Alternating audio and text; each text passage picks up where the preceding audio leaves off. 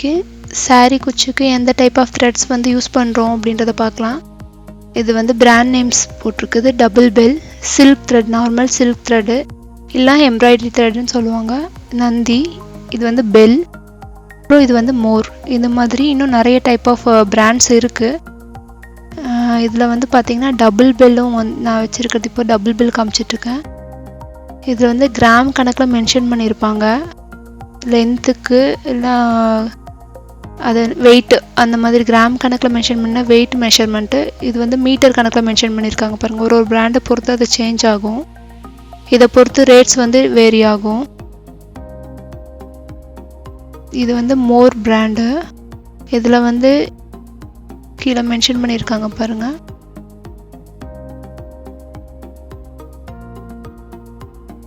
இப்போது இதில் பார்த்தீங்கன்னா பெஸ்ட் எதுன்னு பார்த்தீங்கன்னா மோர் தான். அப்புறம் பார்த்தீங்கன்னா டபுள் பெல். இது ரெண்டு தான் வந்து எனக்கு பிடிச்சிருக்குது. நான் யூஸ் பண்ணுறதுல நல்லா இருக்கிறதுன்னு பார்த்தா இது ரெண்டு தான். மோர் இந்த பிராண்ட் கிடைக்காதவங்க டபுள் பெல் யூஸ் பண்ணுங்கள். ஆனால் முடிஞ்ச வரைக்கும் இதை ட்ரை பண்ணுங்கள், இது நல்லா இருக்குது. எம்ப்ராய்டரிக்கும் இந்த சில்க் த்ரெட் தான் யூஸ் பண்ணிகிட்ருக்காங்க. Hand and machine embroidery threads இது.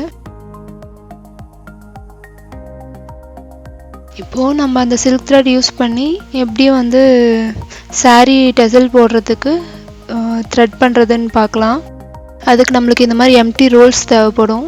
ஏற்கனவே யூஸ் பண்ணி காலியாக இருக்கிற அந்த சில்க் த்ரெட்டோட ரோல்ஸ் எடுத்துக்கோங்க. இல்லைன்னா இந்த மாதிரி ரோல்ஸ் மாதிரி இருக்க ஏதாவது ஒரு பொருள் உங்கள் வீட்டில் இருக்குதுன்னா அதை யூஸ் பண்ணிக்கலாம். இப்போ வந்து நான் அந்த 5 ஸ்டாண்ட்ஸ் எடுப்பேன் இல்லையா க்ரோஸே போடுறதுக்கு, அதை தான் வந்து எப்படி வைண்ட் பண்ணுறதுன்னு காட்ட போகிறேன்.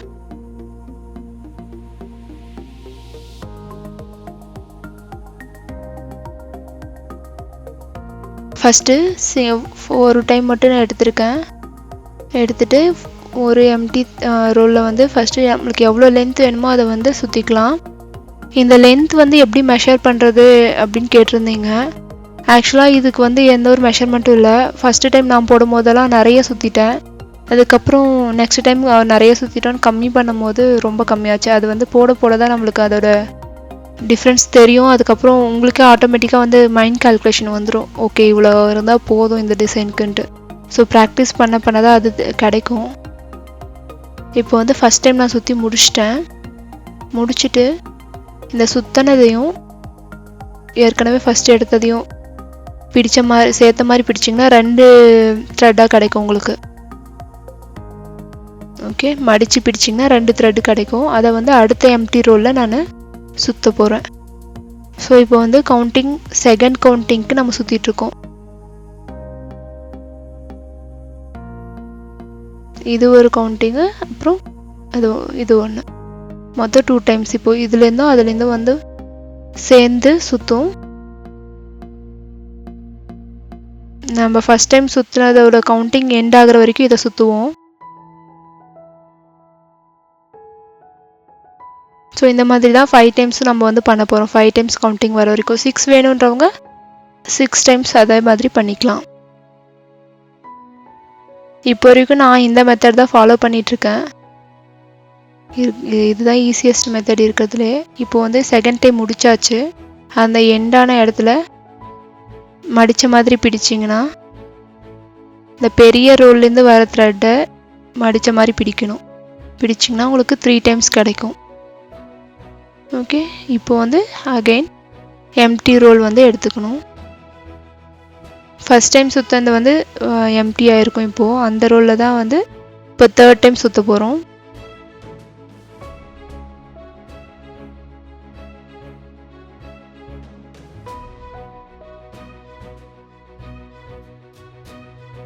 இது சும்மா நான் எக்ஸாம்பிளுக்காக வந்து ரொம்ப கம்மியாக சுற்றி காமிக்கிறேன். இந்த அளவுக்குலாம் சுற்றினா நம்மளுக்கு டிசைன்ஸ் போடலாம் பத்தாது.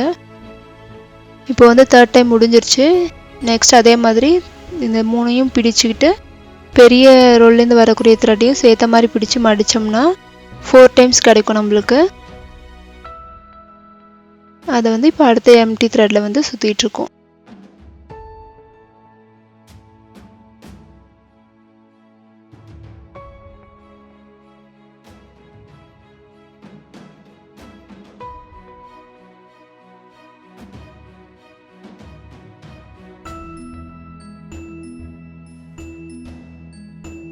இப்போ வந்து 5th டைம்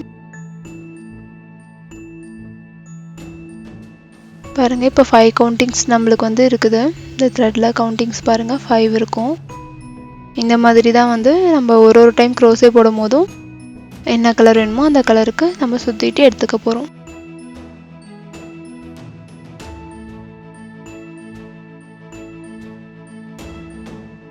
இந்த ரோல் எம்டி ரோல் வந்து உங்களுக்கு இன்னும் பெரிய சைஸாக ஏதாவது கிடச்சதுன்னா ஈஸியாக இருக்கும், ரொம்ப டைம் சேவ் ஆகும். ஓகே, இதோட நம்ம வந்து எண்ட் பண்ண போகிறோம்.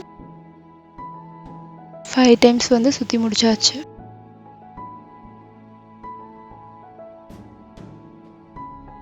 பிகினர்ஸ்க்காக தான் இது. நிறைய பேர் கேட்டிருந்தீங்க கமெண்ட்ஸில் எப்படி சுற்றுறதுன்னு தெரியல அப்படின்ட்டு. நம்ம இப்போ சுற்றி முடிச்சாச்சு. இதை வந்து இப்போ க்ரோஸாக்கு யூஸ் பண்ண வேண்டியது தான்.